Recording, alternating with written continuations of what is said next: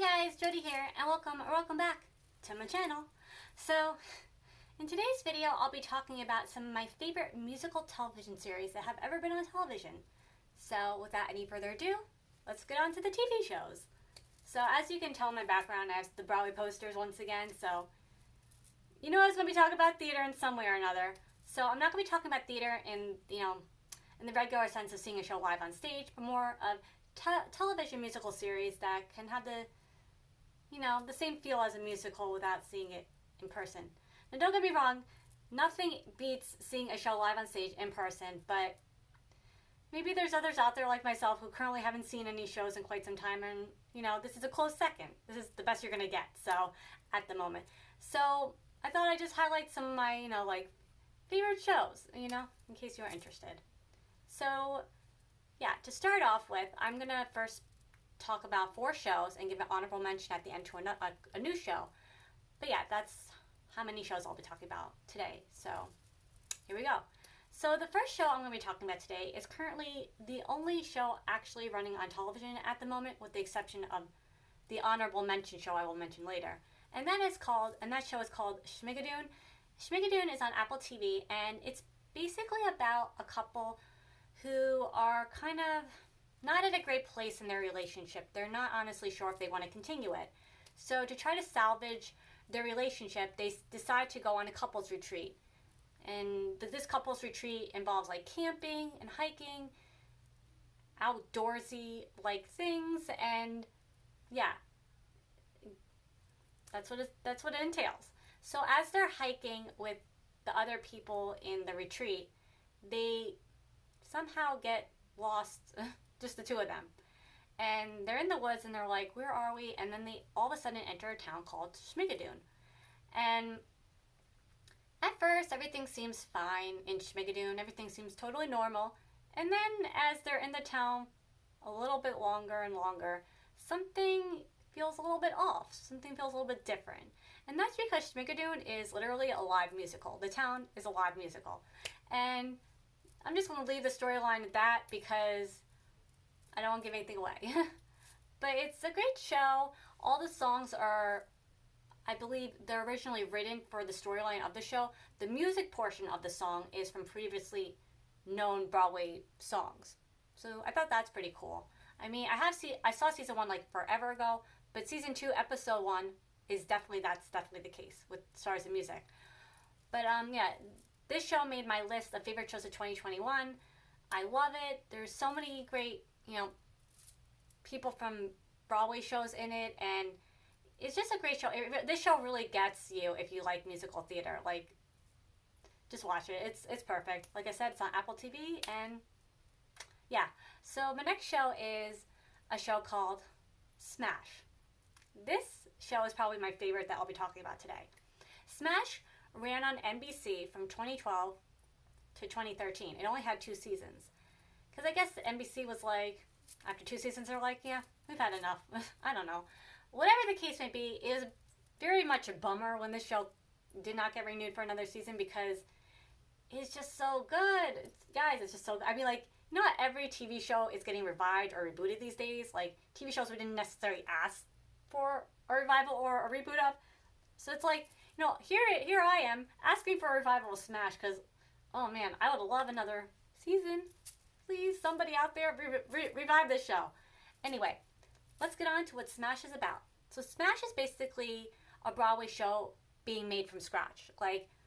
The book being written, the score being written, the casting, the out-of-town tryout, the finding a Broadway theater, and that all the backstage drama that potential backstage drama that a show might potentially have in the course of getting a show to Broadway. And I just love this show. I just love this show. The songs for season 1 are based around a fictional musical based on Marilyn Monroe's life called Bombshell, and all the songs were written by the famous Broadway songwriting team of Mark Shaman and Scott Whitman. They wrote Hairspray, Catch Me If You Can, and the currently running Broadway show Some Like It Hot. I mean, that in itself should make you know that the songs are perfect. They're just amazing. And this show is worth watching for that reason alone. And season 2, a new musical enters the scene called Hit List.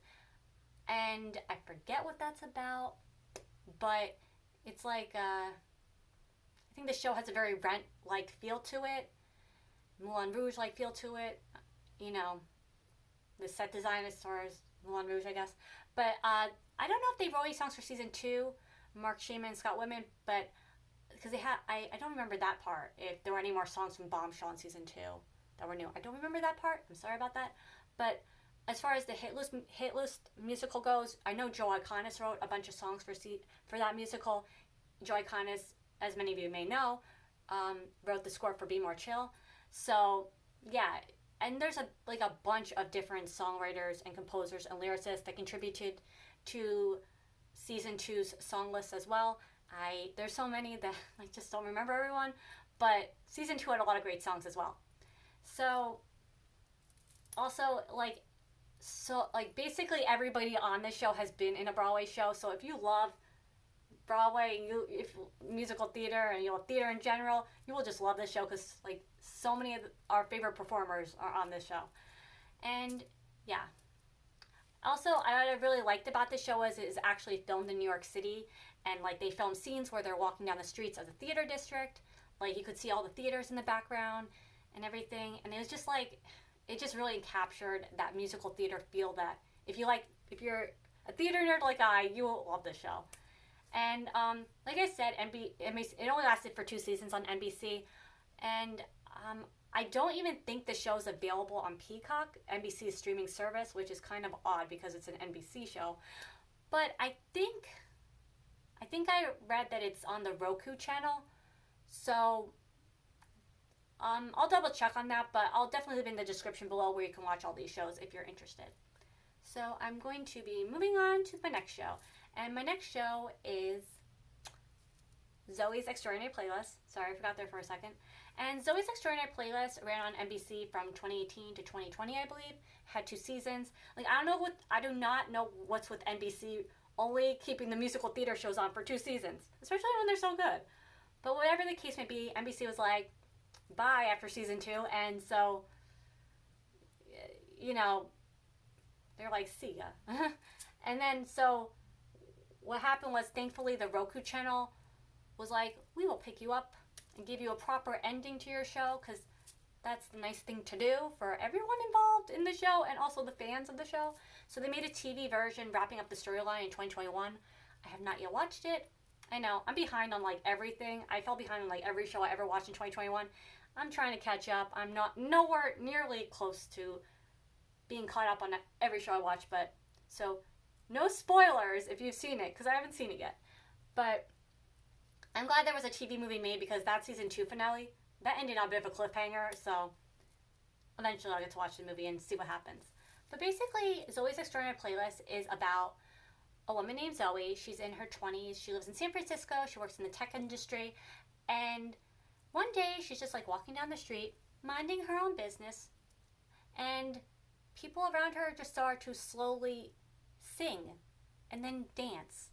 And then next thing she knows, she's seeing a live musical number right in front of her face. And she's like, huh? What's happening right now? So as she starts to learn after some time that she's the only one that can see and hear this, and she learns that she can see and hear others' most inner thoughts through song. And so that's basically what this show is about. And it was a really great show. Unlike the other 2 shows I have just mentioned, all the songs that are in this show are already songs that we know already. Very popular music, in pop music, sad songs, music in general. Songs that you're already very familiar with. So. But yeah, this show obviously was an NBC show, and it's fairly new still. It's only hasn't been on TV for a few years, but I believe it's on Peacock, NBC streaming service, as well as probably the Roku Channel. But great show, highly recommend. And the last show I will be talking about today is, the second to last, is a show called Crazy Ex-Girlfriend.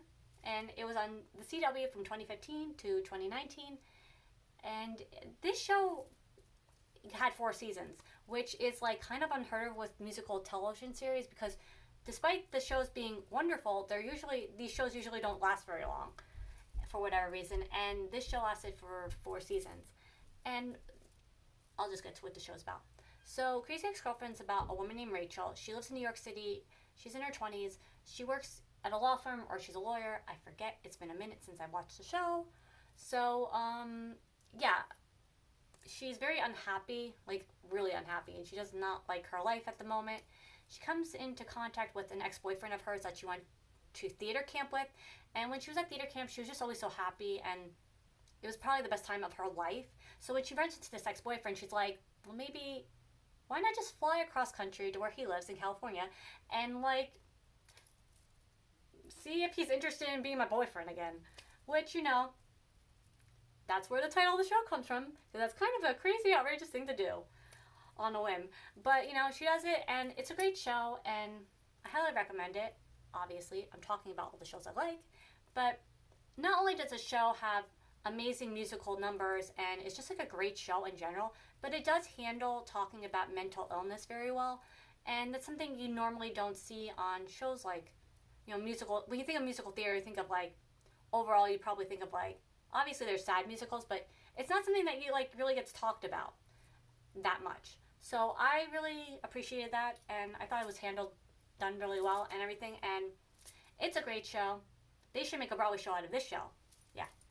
Oh, I forgot to say, pivoting back to Smash, there was an announcement that Smash is going to be coming to Broadway. I don't know if they mean the Smash the TV show or the fictional show based on Marilyn Monroe called Bombshell, but that's supposed to happen 2024, 2025. So, in case you didn't know. But yeah, so, sorry. And the last show I'll be talking about today is a very newly released show, and that's called Up Here. It's on Hulu, and it just started a few weeks, maybe a month ago or so, and I've only seen one episode, but it has potential to be really great. Mae Whitman stars in the leading role. I don't remember her character's name, but she lives like in the Midwest, and she lives with her boyfriend, who's a dentist. She works out of his office. She's like a receptionist or something. They kind of live a very day-to-day kind of life where they do the same thing every day. They like work, eat, read a book, go to bed. It's not like overall an exciting existence, and she really wants to do more with her life than just that. So she enters a writing contest that is from New York City. She wins, and she's like to him, let's go to New York City and like take advantage of this. Like, you know, she's supposed to win an award and everything. And he's like, there's just so much to do around here. Why go? So she ends up like breaking up with him. None of this is spoilers. It happens within the first like few minutes of the show. So she breaks up with him and she moves to New York City. And as I was watching the show, listening to the songs, there is a song, I believe, I don't know if it's called What If, but it had a very familiar sound to it. I'm wondering if whoever wrote this song is a Broadway composer, because like this has a very, I feel like I've heard this kind of melody before, you know, like, you know what I mean? So at the end of the credits, it turns out that Robert Lopez and Kristen Lopez, the songwriting team from Wicked, and not Wicked, I'm so sorry. The songwriting team for Frozen wrote the songs for this show. It was also a musical they also wrote. So the show is based on the musical. And yeah, I just thought I was like, I knew someone from Broadway wrote this. But yeah, that's a fun fact. Also, I would suggest if you're interested in the show, do not watch the trailer, because the trailer is a bit spoilery and does kind of give something away about the plot of the show. So I kind of wish I hadn't watched the trailer for that reason. So yeah, if you haven't seen the show, don't watch the trailer, just go into the show. Okay, so yeah, and last but not least, in these videos where I'll be talking about theater and Broadway in some way or another, I decided, no, I want to wear a Broadway shirt every time. So today I'm highlighting title of show. It's a show I saw in 2008, and it's a really good show. Obviously, I'll talk more about it when I start my Broadway series at some point, where I talk about all the shows I've seen over 20 years. But yeah, that's gonna before I go today, let me know in the comments what's your favorite musical television series ever. You know, what's your favorite?